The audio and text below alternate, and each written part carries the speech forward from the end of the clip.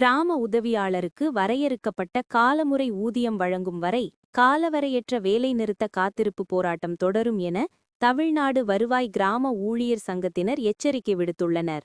திருவள்ளூர் வட்டாட்சியர் அலுவலக வளாகத்தில் தமிழ்நாடு வருவாய் கிராம ஊழியர் சங்கம் சார்பாக தொடர் வேலைநிறுத்த காத்திருப்பு போராட்டம் நடைபெற்றது. அப்போது கோரிக்கையை வலியுறுத்தி அரசுக்கு எதிராக முழக்கங்களை எழுப்பினர்.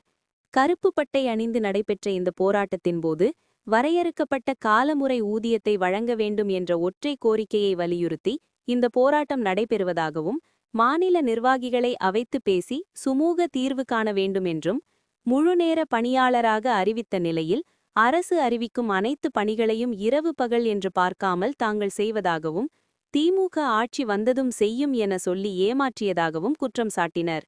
மேலும் கிராமத்திலுள்ள அனைவரையும் அடையாளம் காட்டுவதே தாங்கள்தான் என்றும், வருவாய்த்துறை அமைச்சர் உறுதியளித்து அதை நிறைவேற்றாததால் இந்த போராட்டத்தை தற்போது தொடர்வதாகவும், எங்களின் வாழ்வாதார கோரிக்கையை நிறைவேற்றாத பட்சத்தில் மிகப்பெரிய போராட்டத்தில் ஈடுபடப் போவதாகவும் எச்சரித்தனர்.